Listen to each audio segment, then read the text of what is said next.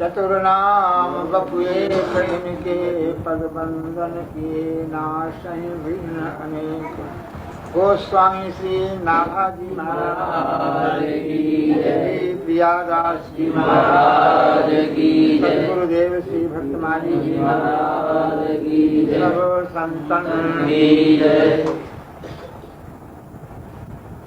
आराधना उपासना में नाम, रूप, लीला और धाम, यह एक चतुष्टय है। ये चार तत्व हैं और इन चारों में नाम की महिमा विशेष है। नाम, रूप, लीला और धाम, इन सबको सच्चिदानंदमय कहा गया है। सत चित आनंदमय ब्रह्म जो है वह सत स्वरूप, चित स्वरूप, आनंद स्वरूप होता है। भगवान का नाम सत है, चित है, आनंदमय है। भगवान का रूप भी सच्चिदानंदमय है। भगवान की लीला सच्चिदानंदमयी है।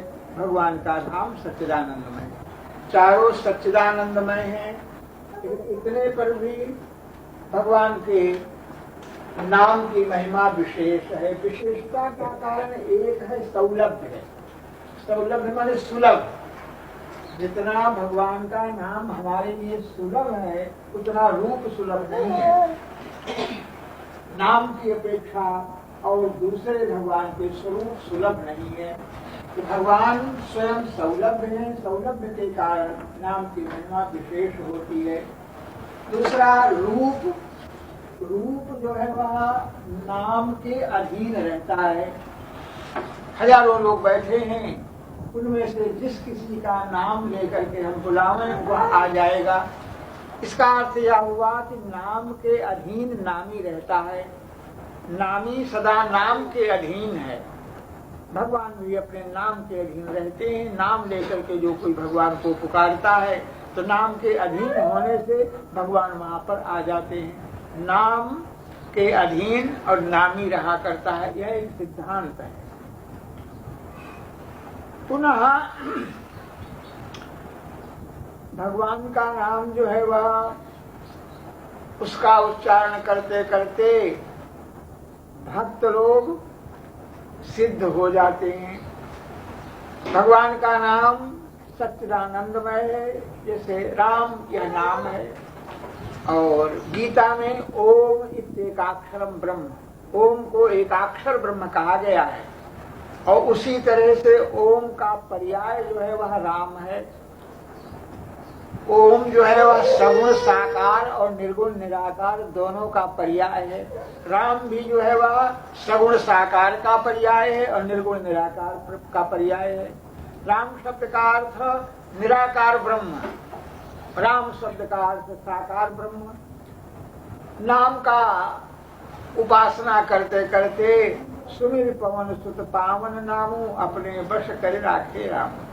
श्री हनुमान जी महाराज ने भगवान राम के नाम का स्मरण किया। स्मरण करते करते इतना अधिक प्रेम उनमें उदय हो गया कि भगवान को अपने अधीन कर लिया। भगवान उनके अधीन हो गए। ध्रुव सकलान जप्यो हरि नाम। ध्रुव जी ने ग्लानि पूर्वक भगवान का नाम जपा तो अचल ध्रुव लोक की प्राप्ति उनको हो गई। नाम प्रभाव जान गणराऊ, प्रथम पूजित नाम प्रभाव। नाम की महिमा को श्री गणेश जी जानते हैं। गणेश प्रथम पूज्य क्यों हो गए? भगवान के नाम के प्रताप से। प्रथम पूज्य वह होगा जो संपूर्ण पृथ्वी की परिक्रमा करके आएगा। गणेश जी चले थे, स्वामी कार्तिक चले थे, स्वामी कार्तिक की सवारी तेज। नारद जी मिल गए, उन्होंने बता दिया कि भगवान के नाम की प्रदक्षिणा कर लो। जट उन्होंने राम नाम लिख करके नाम की प्रदक्षिणा कर ली और प्रदक्षिणा कर लेने के कारण आ गए। उनके गले में जयनम जयमाला पड़ गई, प्रथम पूज्य हो गए। इस तरह भगवान का नाम चारों युगों में चहुजुग चहुश्रुति नाम प्रभाव और कल बेरी विशेष नहीं आन उपाऊ। चारों युगों में, चारों वेदों में भगवान के नाम की महिमा है। लेकिन इस कलयुग में विशेष करके भगवान का नाम ही आश्रय है।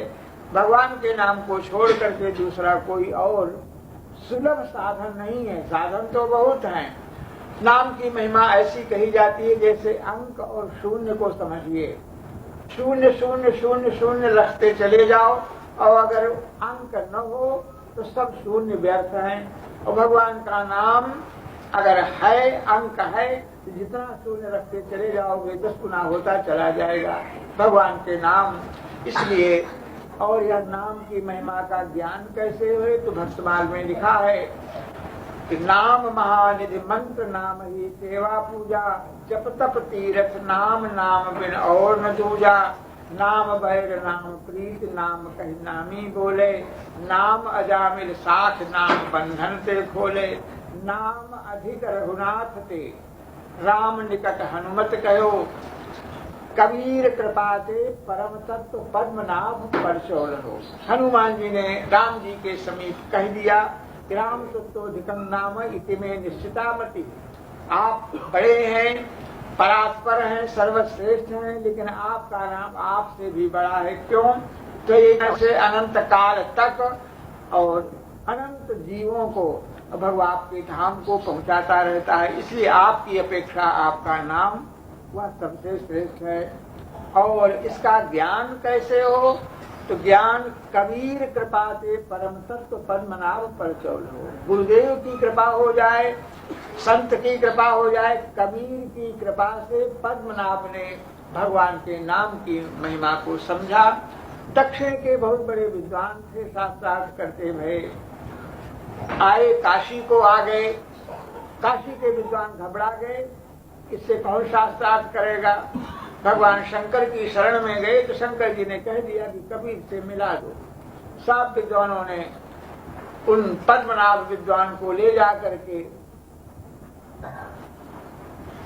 कबीर जी के पास उपस्थित किया और कहा कि देखो ये कबीर जी हम सबके गुरु हैं, अगर ये हार जाएंगे तो हम जितने काशी के विद्वान हैं सब हारे माने जाएंगे।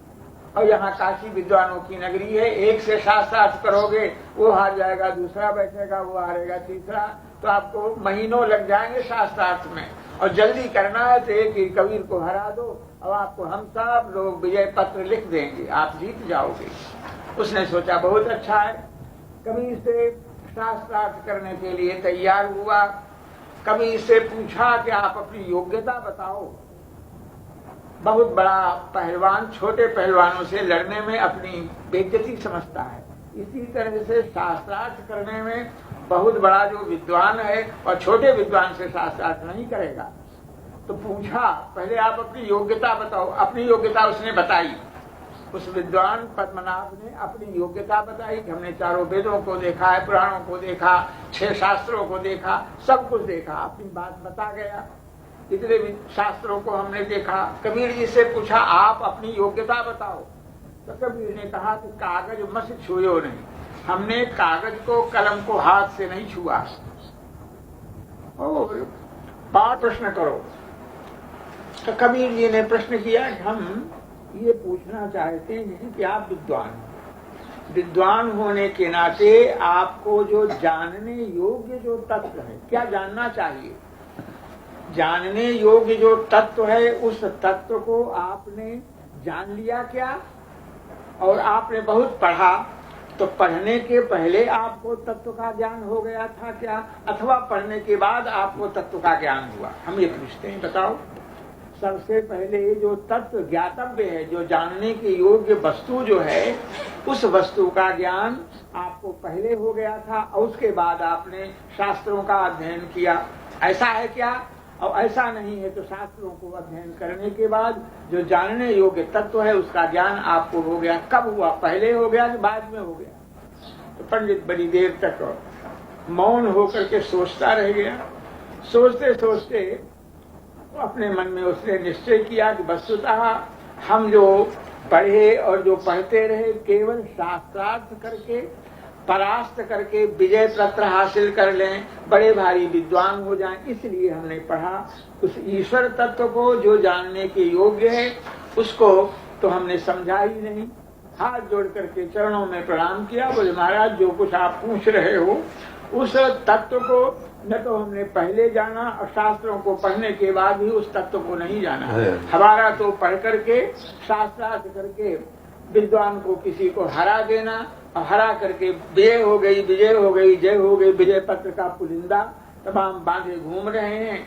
जहाँ जाते हैं वहीं पर सब जगह अपने विजय के पत्र दिखाते हैं कि हमने इतने विद्वानों को परास्त किया।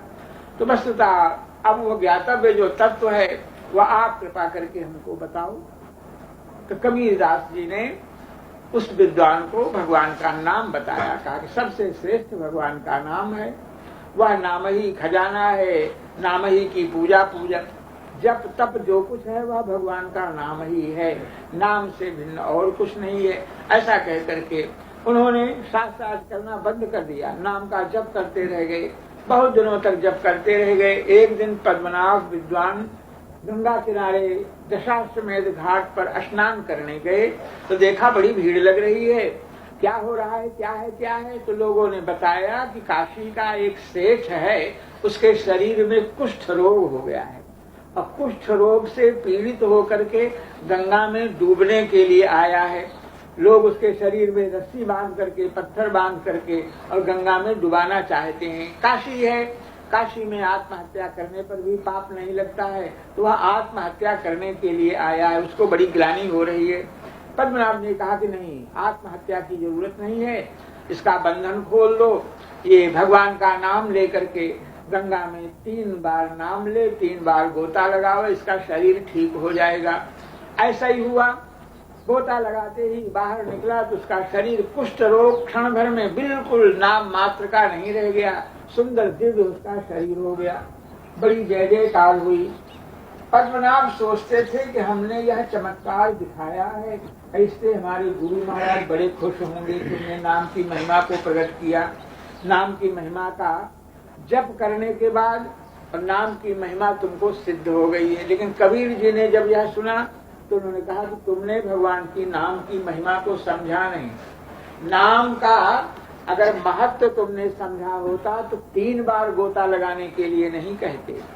भगवान के नाम की महिमा तो दूर रही, नाम का आभास अगर होता है तो इस तरह के कार्य नामाभास से होते हैं। आभास का अर्थ है जैसे हराम, हराम भगवान का नाम नहीं है, लेकिन हराम शब्द में नाम का आभास है। इस तरह के कार्य तो आभास से हो जाते हैं। तुमने 3 बार भगवान का नाम लेकर के उसके शरीर को शुद्ध किया है, इसलिए अब तुम नाम का जप करो। अपराध हुआ, हम प्रसन्न नहीं हैं। फिर वो भगवान के नाम का जप करने लग गए। नाम का आश्रय लेने से, नाम का जप करने से सब प्रकार के मनोरथ पूर्ण होते हैं। और जिस तरह से एक रत्न के भीतर, और जाने कितना सोना चांदी छिपा रहता है, रत्न जो है बड़ा मूल्यवान है, उस रत्न के भीतर तमाम रुपए छिपे, करोड़ों रुपए एक रत्न में छिपे रहते हैं। उसी तरह से नाम यह रत्न है और उसमें सभी धर्म पुण्य, धर्म का जो वृक्ष है उस धर्म वृक्ष का बीज जो है भगवान का नाम ही है। नाम से ही सृष्टि होती है। इस तरह भगवान के नाम की महिमा अनंत है। हमारे ऊपर नाम भगवान कृपा करें, गुरुदेव भगवान कृपा करें, नाम की महिमा हमारी समझ में आए। और नाम की महिमा, भगवान की महिमा कब समझ में आवेगी? जब भगवान के निकट हम रहेंगे। जितना अधिक भगवान के पास रहें